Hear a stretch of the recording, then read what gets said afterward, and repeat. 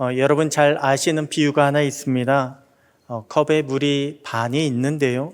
누구는 그것을 보고 야, 물이 절반밖에 없네라고 이야기합니다.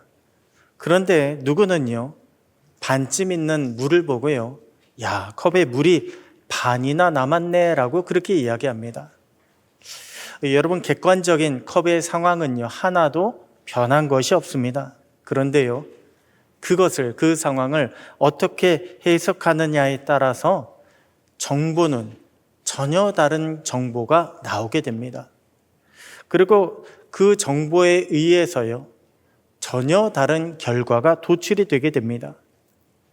왜 여러분들 너무나 잘 아시는 가나안 땅 정탐 사건이 바로 그러지 않았습니까? 12명을 뽑아서 정탐을 보냈습니다. 12명이 같은 시간에 같은 장소를 똑같이 정탐을 했습니다. 모두가 같은 것을 보았습니다. 한 사람도 예외는 없었습니다. 그리고 돌아와서 보고를 하는데요, 그들의 해석이요, 너무나도 다른 것입니다. 10명의 정탐꾼들은 그 땅의 주민들은 너무나 강하다고 이야기합니다. 그들은 거인이고 우리는 메뚜기와 같다, 그렇게 이야기합니다. 반대로 2명의 정탐꾼은요, 아니라고 이야기합니다. 그들은 우리의 먹이다, 그들은 우리의 밥이다, 그러니 여호와의 명령대로 올라가 차지하자라고 그렇게 이야기합니다. 여러분, 왜 이렇게 정탐꾼들의 해석이 갈리게 되었을까요? 그것은 그들이 보고하는 그 보고의 내용을 자세하게 들여다보면 알 수가 있습니다. 부정적인 보고를 한 10명의 정탐꾼들은 자신들을 중심으로 그 내용을 해석을 했습니다. 그들은 우리보다 강하다, 그들에 비해 우리는 메뚜기와 같다, 자신들을 중심으로, 사람을 중심으로 그 모든 것들을 해석을 했습니다. 이에 반해 2명의 정탐꾼들은 어떻습니까? 그들은요, 여호와 하나님을 넣어서 해석을 했습니다. 여호와께서 우리를 인도하여 주실 것이다, 여호와께서 그 땅을 우리에게 주실 것이다, 그러니 여호와를 거역하지 말자, 여호와께서 우리와 함께 하시니 그들을 두려워하지 말자. 그 2명은요, 모든 상황을, 똑같이 본 상황을 여호와 하나님을 넣어서 해석을 했습니다. 그리고 각자가 따랐던 그 해석대로요, 출애굽 1세대들은 모두가 다 광야에서 죽고 말았습니다. 단 2명의 정탐꾼들 여호수아와 갈렙만이 약속의 땅에 들어가게 되었습니다. 하나님의 복을 받는 기업을 일구게 되었습니다. 여러분, 우리도 보십시오. 우리가요, 지금 똑같은 시대에 살아가고 있는 것처럼 보이지 않습니까? 똑같은 환경 가운데 살아가고 있는 것 같지 않습니까? 그런데요, 사실은요, 그렇지 않습니다. 똑같은 시대를 산다고, 똑같은 환경을 산다고 다 똑같이 살아가는 것이 아니라 우리에게 주어진 그 모든 상황들을 어떻게 받아들이느냐, 어떻게 해석하느냐에 따라서 우리는요, 완전히 다른 세상을 살아가고 있습니다. 우리의 삶에 불평과 좌절이 반복됩니까? 또는 우리의 삶에 은혜와 감사가 넘치고 있습니까? 이것들이요, 외부에서 주어진 환경에 따라서 그렇게 불평과 좌절, 원망과 혹은 감사와 은혜 이렇게 나뉘게 되는 것 같습니까? 아니요, 외부의 요인이 아니라요, 그것은 내게 주어진 것을 내가 어떻게 받아들이느냐, 내 안의 믿음에 따라 갈리게 된다는 것입니다. 내 안의 믿음의 해석에 따라 그 모든 것들이요, 결과가 나오는 것들이 달라지게 된다는 것입니다. 자, 그러면 우리는요, 현재 우리에게 주어진 그 모든 환경들을, 상황들을 어떻게 해석해야 할까요?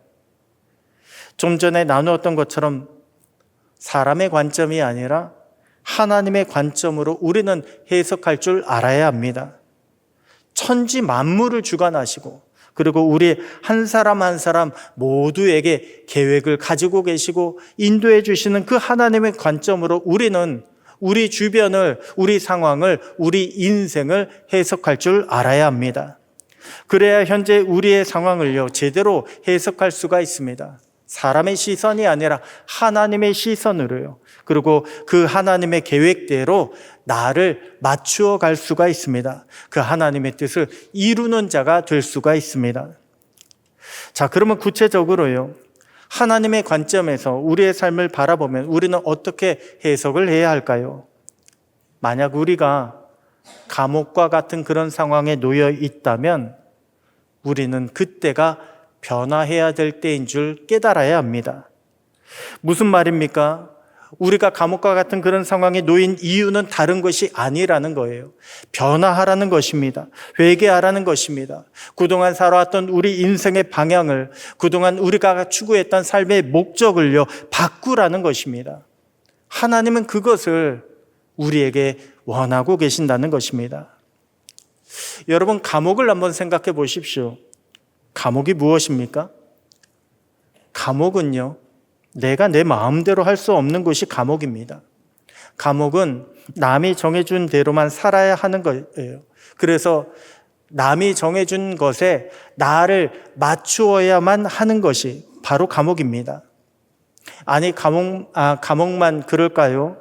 왜 옛날에 우리가 다니던 그 학교를 생각해 보십시오. 학교도 그러지 않았습니까? 학교에 들어가게 되면 내 마음대로 나올 수가 없습니다. 학교에 들어가게 되면요, 공부하기 싫어도 억지로 공부해야 합니다. 시험 치기 싫어도 억지로 시험을 쳐야 합니다. 그런데 그렇게 하는 이유가 무엇입니까?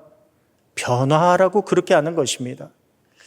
그렇게 공부를 해서 우리의 지식이 변화되어야 나중에 고생을 덜 하기 때문에 그렇게 억지로 시키는 것입니다. 그래서 선생님들 예전에 보면요, 회초리 가지고 야, 니들 잘 되라고 이렇게 공부시키는 것이다. 공부해서 남주냐라고 그렇게 우리를 가르치지 않았습니까? 또한 군대도 그렇습니다. 여러분, 청년들이요, 때가 되면 군대에 들어갑니다. 그런데 군대에 들어가면 모든 것을 제한받게 됩니다.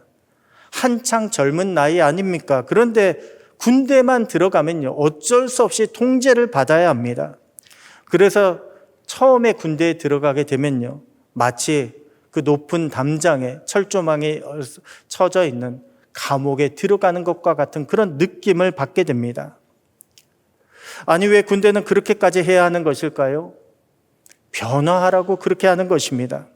그렇게 하지 않으면 이전까지 자유롭게 살던 청년이, 내 마음대로 살던 청년이요, 남을 위해서, 나라를 위해서 희생하는 그런 군인이 될 수 없기 때문에 그렇게 통제를 가하는 것입니다. 그런 군인이 되지 못하면 하나된 승리를 얻지 못하기 때문에 그렇습니다. 그래서 군대에 들어가면요, 이전까지만 해도 자기만 생각하던 그런 청년이요, 이제는 남을 생각해주는 그런 모습을 가진다 해가지고 야, 좀 철이 들었구나라는 그런 이야기를 듣게 되는 것입니다. 여러분, 병원도 마찬가지입니다. 병원에 들어온 환자들도 통제를 받습니다. 병원에 입원하면요, 자유가 제한이 됩니다. 이유가 무엇입니까?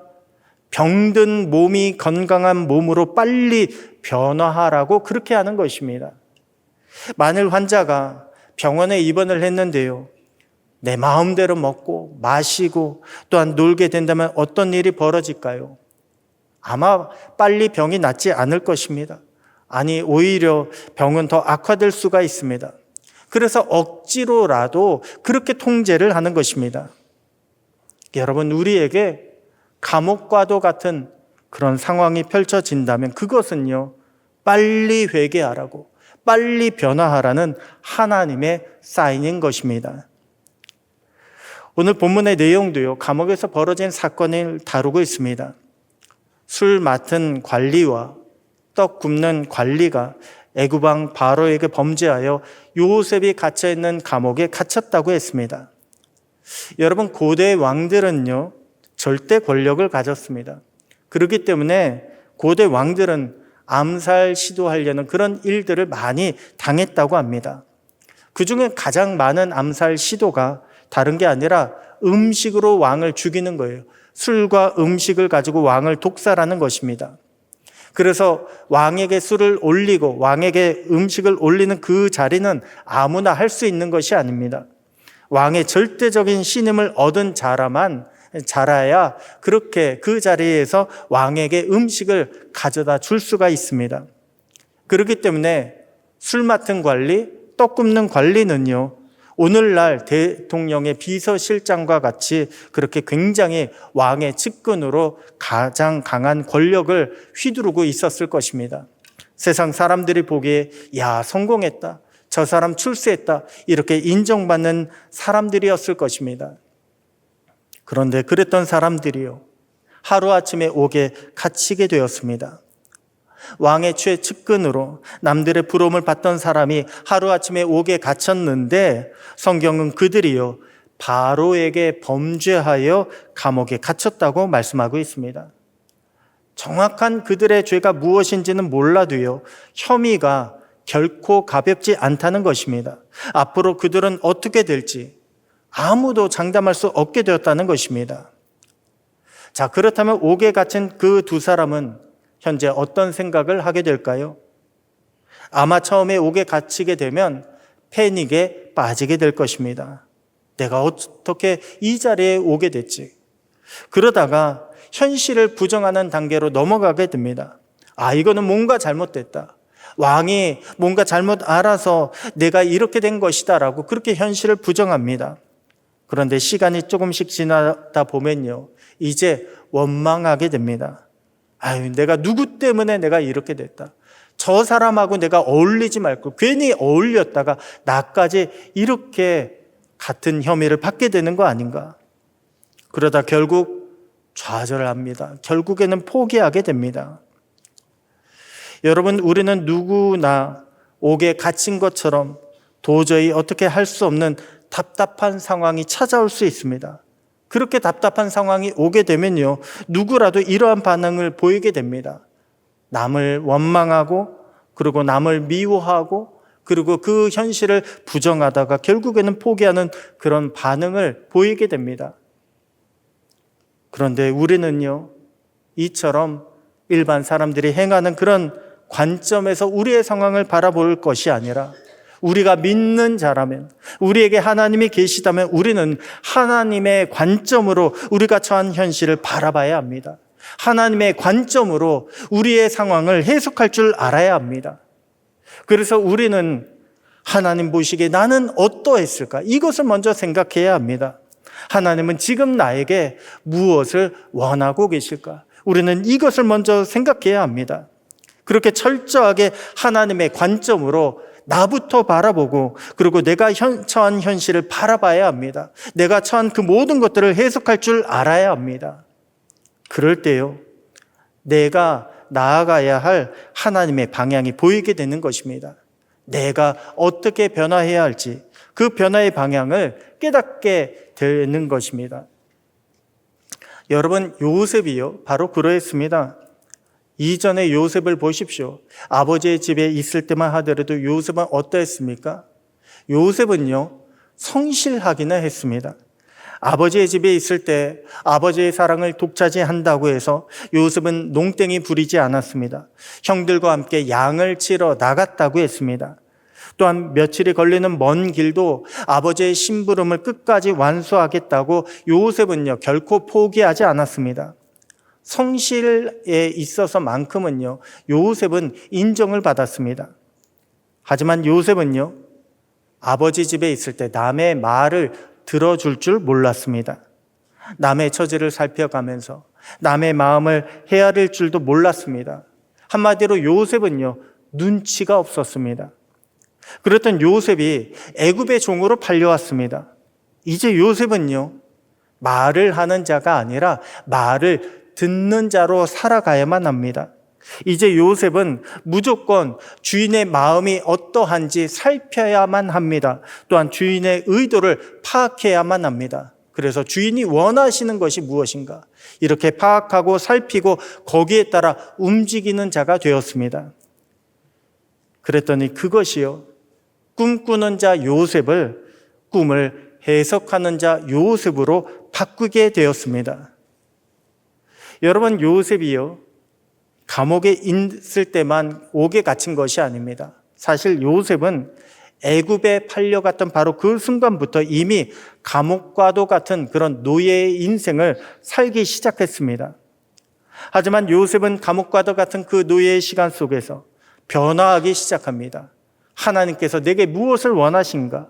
마치 애벌레가요, 누에고치 속에서 나비로 변화된 것처럼 하나님이 원하시는 모습을 찾고 그 모습을 향해서 요셉은 조금씩 변화하기 시작합니다. 그런 변화가 있었기 때문에 요셉은 나중에 애굽의 총리가 될 수 있었던 것입니다. 그 변화로 말미암아 요셉은요, 민족을 구원하는 큰 일꾼, 큰 사람이 될 수가 있었던 것입니다. 여러분, 감옥은요, 우리에게 변화를 요구합니다. 그래서 지금도 교도소에 보면요, 교정, 교화라고 해가지고 변화를 요구하고 있지 않습니까? 감옥은 우리에게 변화를 요구합니다. 우리도 언제든지 열리지 않고 풀리지 않는 그런 현실 가운데 사로잡힐 수 있습니다. 감옥처럼 보이지 않고 답답한 그런 현실 가운데서 고통을 받을 수가 있습니다. 그런데 여러분, 그때가요, 바로 주님께서 원하시는 변화의 시점이라고 하는 것을 깨달으시기 바랍니다. 그래서 그 변화를 위해서 여러분 최선을 다하시기 바랍니다. 그러면 주님께서 반드시 변화된 우리를 다시금 일으켜 세워 주실 것입니다. 변화된 우리로 말미암아 주님의 구원하심을, 주님의 역사하심을 우리에게 보여주실 것입니다. 그렇게 회개하고 변화함으로 하나님께 더욱 귀하고 크게 쓰임받는 저와 여러분 모두가 되시기를 우리 주님의 이름으로 축원합니다. 해석은 하나님께 있다. 오늘 주님은 본문을 통해서요, 우리에게 또한 어떤 메시지를 주고 계실까요? 우리가 근심의 상황에 처해 있다면 기도하라라고 하는 말씀을 주고 있습니다. 무슨 말입니까? 우리는 평소에도 기도해야 하겠지만 특별히 근심의 상황이 우리에게 온다라고 하는 것은요, 하나님을 더욱 힘써 찾을 때가 왔다라고 하는 것입니다. 더욱 우리는 힘써 기도해야 한다는 것입니다. 여러분, 우리 하나님께서 싫어하는 것이 하나가 있습니다. 바로 우리가 육신의 일로 말미암아 근심하는 것입니다. 우리 하나님이 계신데도 우리가 세상의 염려, 근심에 빠지는 것을요, 하나님은 싫어하십니다. 왜냐하면 그것은 우리가 하나님을 무시하는 일입니다. 우리가 그렇게 한다는 것은요, 우리 안에 아직 믿음이 부족하다, 우리가 하나님을 온전히 신뢰하지 못한다라고 하는 것을 보여주는 것입니다. 그래서 예수님은 사역하실 때요, 숱하게 우리에게 너희는 마음에 근심하지 말라, 너희는 마음에 근심하지 말라라고 말씀하신 것입니다. 그러면서 모든 염려를 다 주께 맡기라, 우리에게 염려를 내려놓으라고, 주님께 맡기라고 말씀을 주고 계십니다. 여러분, 오늘 본문에 등장하는 관원장들은요, 사실 감옥살이를 하는 것이 아닙니다. 바로에게 죄를 짓고 나서 그 처분을 지금 기다리고 있는 중입니다. 그러니 지금 두 사람은요, 얼마나 마음을 졸이고 있을까요? 그런데 그랬던 두 사람이 같은 날에 서로 다른 꿈을 꾸었다고 합니다. 그런데 그 꿈의 내용이요, 심상치가 않습니다. 그런데도 그 뜻이 무엇인지 그 관원장들은 알지를 못합니다. 해석해 줄 사람이 없습니다. 그래서 그 속에서 근심하기 시작합니다. 여러분, 여기서 우리는요, 우리가 무엇 때문에 근심을 하는지를 발견하게 됩니다. 왜 우리가 이 땅을 살면서 근심할까요? 바로 우리의 앞날을 알지 못하기 때문에 근심하는 것입니다. 내가 앞으로 어떻게 될지 우리는 알지 못합니다. 그것 때문에 근심하는 거예요. 왜 대학 입시를 치르고 나서 학생들이 발표를 앞두고 걱정하지 않습니까? 무엇 때문에요? 어떻게 될지 알지 못하기 때문에 걱정하는 것입니다. 군 입대를 앞둔 청년이 걱정하지 않습니까? 무엇 때문에요? 내가 앞으로 군대라고 하는 그 사회가 어떻게 될지, 어떤 모양으로 나에게 다가올지 모르기 때문에 근심하는 것입니다. 아니, 좋아해서 사랑해서 결혼을 앞둔 예비 신랑 신부도 걱정이 없습니까? 그들도 걱정합니다. 왜요? 앞으로 어떻게 될지 알지 못하기 때문에 걱정하고 근심하는 것입니다. 여러분, 우리는 모르는 것 앞에서요, 근심하게 되어 있습니다. 자, 그러면 또 다른 근심의 원인은 무엇일까요? 우리 힘으로 할 수 없을 때에 우리는 근심하게 됩니다. 지금 옥에 갇힌 2명의 관원장들은요, 바로에게 죄를 지었다고 합니다. 바로가 누구입니까? 애굽의 최고 왕 아닙니까? 최고 권력자에게 죄를 지었으니 이 두 관리는요, 이제 어떻게 손을 써볼 수가 없습니다. 이제는 바로의 처분만을 기다릴 수밖에 없습니다. 그래서 바로가 어떻게 할지 알지도 못하고 자기네들도 어찌할 수가 없으니 근심하고 있는 것입니다. 여러분, 이것이요, 우리 인간이 가진 한계입니다. 우리는 지식이 아무리 발전해도 오늘날 AI가 나왔다 할지라도요, 결코 앞날을 알 수가 없습니다. 또한 우리는 기술이 아무리 발전했다 할지라도 항상 한계는 존재합니다. 그래서 인간은요, 예나 지금이나 근심을 벗어 던질 수가 없습니다. 여러분, 우리가 현재 옛날보다 잘 산다고 근심이 없습니까? 아니요, 그렇지 않습니다.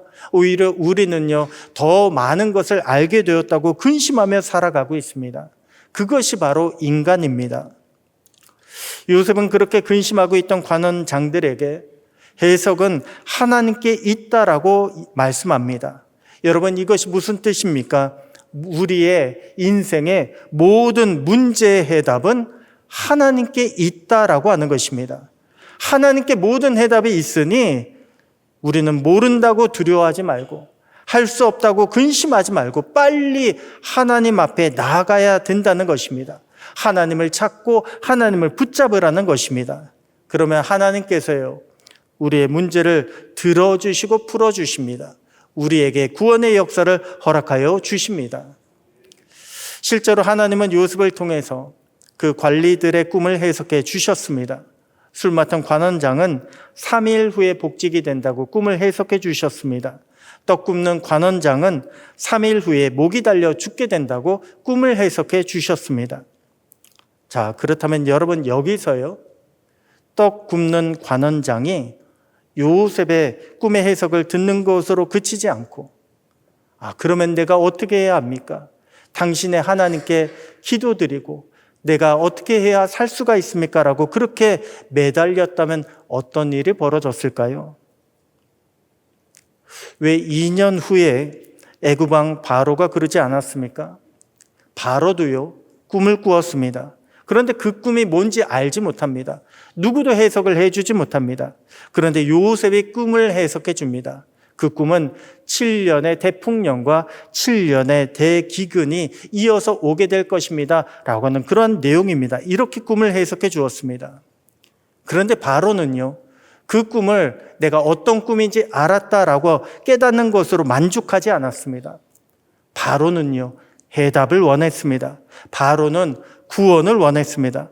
그래서 신하들에게 이와 같이 하나님의 영에 감동된 사람을 우리가 어찌 찾을 수 있겠냐며 당시에 노예이자 죄수였던 요셉을요, 바로 다음의 지위의 사람, 바로 애굽의 총리 대신으로 임명을 했던 것입니다.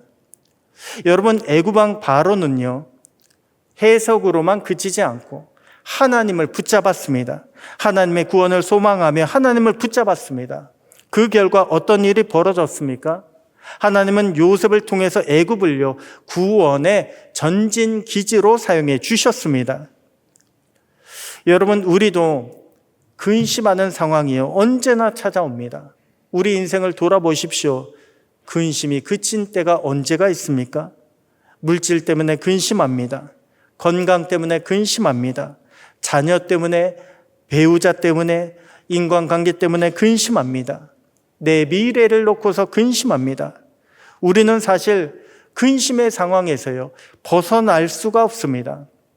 그런데 여러분, 그렇기 때문에 우리는 쉬지 말고 기도해야 합니다. 근심이 쉬지 않고 우리를 찾아오기 때문에 우리도요, 쉬지 말고 기도해야 합니다. 근심이 찾아오면 찾아올수록 우리는 더욱 힘써 주님께 기도해야 합니다. 기도하며 주님을 붙잡고 기도하며 주님과 동행해야 합니다. 그럴 때 구원해 주시는 주님의 은혜가 저와 여러분의 삶 가운데 반드시 나타나게 될 줄로 믿습니다. 마지막으로 본문은 우리에게 하나님의 해석에 대한 어떤 말씀을 주고 있을까요? 우리가 좌절의 상황에 놓여 있다면 하나님의 때가 있음을 믿고 기다릴 줄 알아야 합니다. 한마디로 내가 계획했던 것이 실패했다고 좌절하지 말라는 것입니다. 아직은 하나님의 때가 아닌가 보다. 우리를 향한 하나님의 때가 있음을 믿고 기다리라는 거예요. 좌절하며 주저앉지 말라는 것입니다. 여러분, 이것이요, 하나님이 믿는 저와 여러분에게 요구하는 믿음의 자세입니다. 사실 요셉은요, 술 맡은 관원장에게 많은 기대를 걸었습니다. 그래도 저 사람 정도라면, 저 사람 지위 정도라면 나를 감옥에서 꺼내줄 수 있을 것 같다. 요셉은 그렇게 기대를 했습니다. 그리고 술 맡은 관원장도요, 요셉의 해석을 들었을 때에 아마도 그렇게 해주겠다라고 약속을 했을 것입니다. 하지만 술 맡은 관원장은 복직이 되고 난 이후에 요셉을 까맣게 잊어버렸습니다. 자, 그렇다면 그때 요셉은요, 얼마나 마음이 힘들었을까요? 그때 요셉에게는 얼마나 큰 낙심이 찾아왔겠습니까? 하지만 하나님은요, 요셉이 그냥 그때에 풀려나는 것, 이것을 원치 않으셨습니다. 만약 요셉이 그때 풀려났더라면 요셉은요, 애굽의 총리가 되지 못했을 것입니다.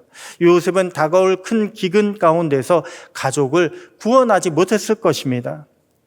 하나님의 계획은 그것이 아니고요. 하나님은 요셉이 그냥 풀려나는 것이 아니라 나중에 요셉이 애굽의 총리가 되어서 모든 사람들을 살리고 모든 사람들을 구원하는 하나님의 도구가 되기를 원하셨던 것입니다. 여러분, 우리도 살다 보면 언제든지 실패할 수가 있습니다. 내가 잘못해서 실패할 수도 있고, 또한 요셉처럼요, 나 때문이 아니라 믿었던 다른 사람들에게 배신을 당해 실패할 수도 있습니다. 하지만 실패라고 하는 것은 어디까지나 우리의 입장일 뿐입니다. 우리는 실패했다라고 그렇게 생각할지 몰라도요, 하나님의 계획 가운데에서 하나님의 계획은 여전히 진행 중에 있습니다. 하나님의 계획은요, 여전히 진행 중입니다. 하나님 관점에서 실패라고 하는 것은 다른 것이 아닙니다. 우리가 좌절하는 것이 실패입니다. 우리가 더 이상 하나님을 찾지 않고 포기하는 것, 주저앉는 것이 실패입니다. 하나님의 계획은 우리가 하나님을 믿기만 하면, 우리가 하나님을 의지하기만 하면 반드시 이루어지게 된다는 것을 여러분 믿으시기 바랍니다. 오늘 우리에게 어떤 실패가 있습니까? 오늘 우리는 무엇 때문에 낙심하고 있습니까? 여러분, 우리 하나님이 계시기 때문에 절대로 좌절하지 마시기 바랍니다. 우리를 향한 구원의 때가, 우리를 향한 승리의 때가 반드시 있다라고 하는 것을 여러분 믿으시기 바랍니다. 그렇게 하나님을 중심으로 우리의 삶을 해석해 나가고 더욱 하나님을 의지하여 마침내 믿음의 큰 승리를 거둘 수 있는 저와 여러분, 우리 밀양 성결교회 모든 성도님들 다 되시기를 우리 주님의 이름으로 축복합니다.